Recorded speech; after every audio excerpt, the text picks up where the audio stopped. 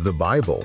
It's a collection of ancient texts, prophecies, poetry, history, and letters. It holds stories of kings, shepherds, wars, and miracles. But for many, the Bible remains an unopened mystery. Here at The Bible Explained, we're not just reading verses, we're exploring the cultural bedrock and the dramatic narrative woven through its 66 books. Hit that subscribe button and let the journey begin. If you're looking for the ultimate foundation, the source code for a major global tradition, there's really only one place to start. Book of Genesis. Exactly. For millions of people, for millennia, this book isn't just history, it's sort of the map of reality. It sets the stage for everything. Their worldview, their understanding of humanity, God. It's literally the first word.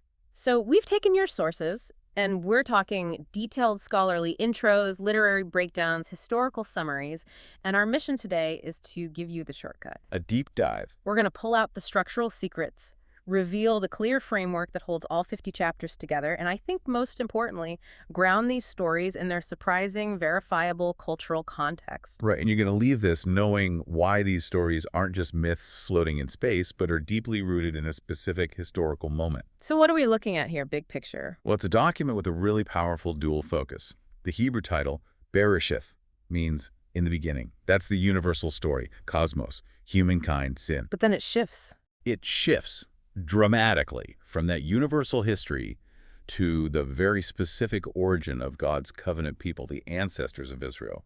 So we need to understand how that shift happens. And how the text signals it. And, what the customs of Mesopotamia and Egypt actually have to do with Abraham, Isaac, and Joseph. Okay, let's do it. Let's start right at the beginning. The title. We mentioned Bereshith. Which is the first phrase in Hebrew, in the beginning. But the name we all use, Genesis, that's not Hebrew at all. No, that comes to us from the Greek Septuagint translation. The word is genesios. And what does that tell us? It's incredibly descriptive. It means birth, genealogy, or history of origin. And it's just the perfect label because the whole book is a series of origins. The origin of the world. The origin of sin, of labor, of nations, and then finally the origin of this one chosen family line. And when we talk about who wrote it down, the tradition is, well, it's remarkably consistent. It is. Historically, both Jewish and Christian traditions attribute the Pentateuch, the first 5 books, to Moses. And when would that have been? We can place the writing roughly between 1450 and 1400 BC. This puts it squarely in the period of the Exodus and the Israelites wandering in the Sinai desert. That dating is so crucial, but, you can't talk about authorship without touching on the big critical theory that really dominated scholarship for a long time. You can't avoid it. And it raises this necessary question of how the text was put together. For ages, the dominant academic theory was the JEDP hypothesis. The documentary hypothesis. Right. It basically proposed that the Pentateuch wasn't a single work by Moses, but a collection of different documents that were pieced together much, much later. Some as late as the 5th century BC, right? That's what some argued. They were looking at, linguistic differences, different names for God, narrative repetitions. Like the J source for Yahweh and the E source for Elohim? Exactly. The Yahwist and the Elohist. And then you add the Deuteronomist and the priestly source, and you get this very complex edited compilation. So for a long time, the takeaway was that Genesis was a kind of scrapbook, but you're saying recent research has shifted that view. It really has. I mean, while JDB gave us some fascinating tools for literary analysis, intensive archaeology and literary research have, well, they've tended to undercut the necessity for those separate sources. How so? What we know now about the literary sophistication, and especially the legal and social customs of the Middle Bronze Age Moses' era, it just fits the text so much better. So the details in the book match that earlier period. They're saturated with the details of that era. And that's a key discovery for our deep dive today, that sense of intentional design. Which brings us to the structure itself. I mean, how do you hold a story together that starts with the creation of the cosmos and ends with 4 generations of one family? It turns out the author gave us a perfectly clear system. This is one of the biggest keys to the whole book. And once you see it, you can't unsee it. That's right. The entire book is divided into 10 major sections, and each one is marked by the same signpost, the Hebrew word toldot. Toldot, what does that mean? It's usually translated as the account of, or these are the generations of. Think of it as a definitive chapter break. It closes one history and opens the next one. So it's not just a random collection of stories. Not at all. It makes the structure immediately clear. This is a unified, intentional historical record. And these 10 accounts, they create two massive, really different sections in the book. Precisely. The first half is what we call the Primeval History. That's chapters 1 through 11. A universal story. It's vast. Creation, the fall, the flood, the Tower of Babel. It's all about God's dealings with the human race as a whole, from Adam down to Abraham. And that transition in chapter 12 is just, it's profound. You go from the whole globe, all of human history, and then the camera just zooms in tight on one man and his wife. It is the greatest narrative shift in the book. The second half, from 12 to 50, is the Patriarchal History. The focus narrows completely. To God's dealings with the ancestors of his chosen people. Yes. And from there we follow three main narrative cycles. Abraham and Isaac, then Isaac and Jacob, and finally the long story of Jacob and Joseph. So what's the theme that bridges that huge gap? From the universal fall of humanity in chapter 3 to this specific promise to Abraham? It's all about relationships. The entire structure is driven by it. Genesis documents the intended relationship between God and creation. The fractured relationship after the fall. The broken relationships between people, like Cain and Abel, and then the definitive redemptive relationship God initiates with Abraham through the covenant. From a universal breakdown to a specific pledged faithfulness. Exactly. Okay, let's take that structure and ground it, because this is where it gets really interesting. The narrative isn't just cohesive, it is saturated with the cultural and legal realities of the ancient Near East. And what's fascinating is how it pivots between two distinct centers of power, Mm-hmm. Mesopotamia and Egypt. Let's start with Mesopotamia, which dominates the first part of the book. Right. Chapters 1 through 38.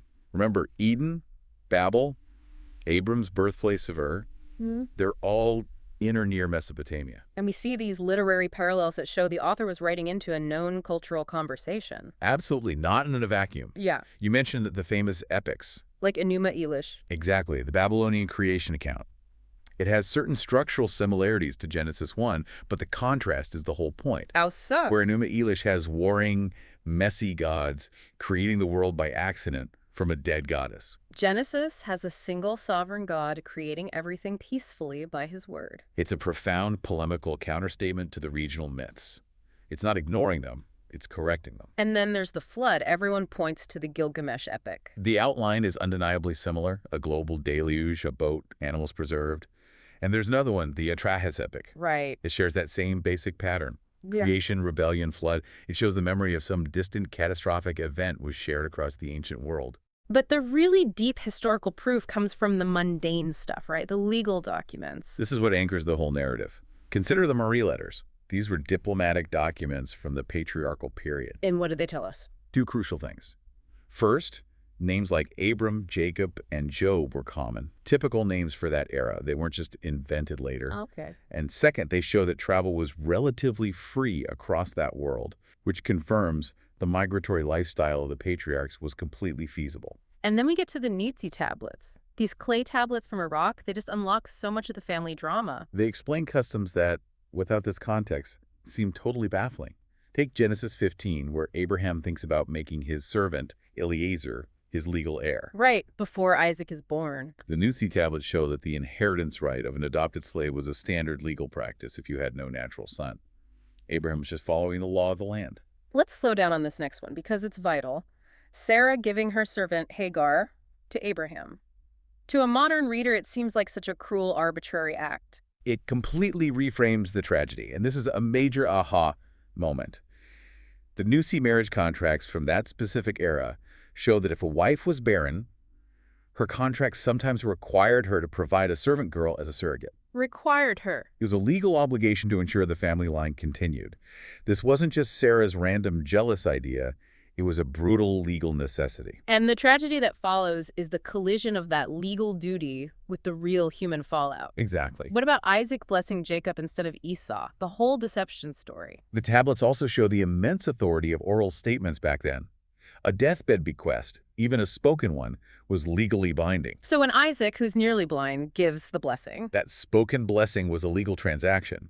Jacob wasn't just tricking his dad, he was legally intercepting an inheritance right based on the accepted customs of the time. but then as the story moves on, the whole cultural backdrop changes. Dramatically. The focus shifts from Mesopotamia to the second great power of the ancient world, Egypt. The Joseph story. Chapters 39 through 50 are just soaked in specific Egyptian details. Grape cultivation, riverside scenes with Pharaoh, administrative procedures for famine, religious customs, funerary practices. It's a complete setting change. The writer knew Egyptian society intimately. And there's even a specific literary parallel from Egypt. The tale of two brothers. Yes, which bears a striking resemblance to the story of Joseph and Potiphar's wife. A virtuous younger man resists the advances of a married woman, and she falsely accuses him. So again, the text shows an awareness of the literary world around it. It does. This grounding is incredible. Okay, let's shift gears and look at the internal literary design.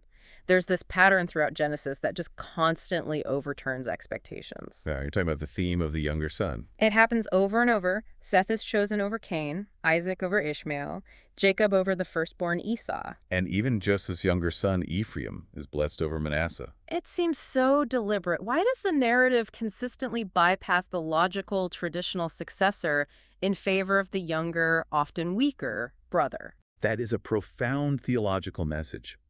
If the line always followed the firstborn, then God's people would just be the product of natural, predictable human development. Following custom. But by choosing Isaac, or Jacob, or Ephraim, the text powerfully underscores that this family line is not based on human custom or biology. It's based solely on God's sovereign intrusion and choice in history. God selects based on his purpose, not our systems. That's the insight. And that idea of intentional design is also reinforced by the use of numerical symbolism, isn't it? Oh, absolutely. Yeah. There is profound intentionality in the author's use of specific numbers, especially 7 and 10. 10 marks the structure, the 10 Toldot sections, and 10 names in the key genealogies in chapters 5 and 11. Right, from Adam to Noah and from Shem to Abram. And 7, the number of completeness, is everywhere. The first verse in Hebrew has 7 words. 7 days of creation, 7 years of abundance and famine, 70 descendants of Noah, 70 descendants of Jacob who go down into Egypt.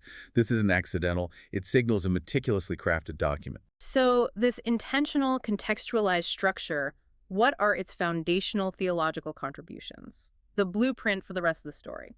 Well, first and foremost, it establishes absolute monotheism. It just assumes one sovereign God who exists before and outside of creation. Which stands in stark contrast to the polytheism all around it. Completely. Second, it introduces the covenant. It establishes the pattern of God initiating redemptive relationships, pledging his faithfulness even when people fail. And most critically, it plants the seed of redemption. The very first hint of God's provision for dealing with evil is right there in Genesis 3:15 after the fall. A promise of a human deliverer. That tiny seed forms the basis for the entire rest of the biblical story. So just to recap for you, we've charted the two-part structure, primeval and patriarchal. We've detailed the clear Toldot framework that holds it all together. And we've grounded these narratives in the verifiable cultural customs of Mesopotamia and Egypt. In short, Genesis establishes creation, sin, judgment, and ultimately God's persistent faithfulness. That focus on faith, you see it crystallized in Genesis 15:6, where Abraham is credited with righteousness just because he believed God. That becomes the centerpiece for everything that follows. It demands a response. It does. And here's a final provocative thought for you to chew on. If you look closely, many of the themes from the first 3 chapters of Genesis creation, paradise, the tree of life, humanity in harmony with God, they are all deliberately reflected, reversed, and restored in the last 3 chapters of the very last book of the Bible, Revelation. Wow. This incredible structural mirroring, from the absolute beginning of the canon to the absolute end, suggests a unity and an intentional design. It's really something to marvel at. What does it tell you about the story that the ending is written into the beginning? The Bible isn't just a history book. It's a living, challenging text. As you reflect on what we covered today regarding this topic, consider how this new context changes your reading of the verses. If you appreciated this breakdown, sharing it with just one friend who struggles with understanding the Bible is the best way you can support the channel. Subscribe for more, click here for your next explanation, and never stop seeking clarity. Until next time.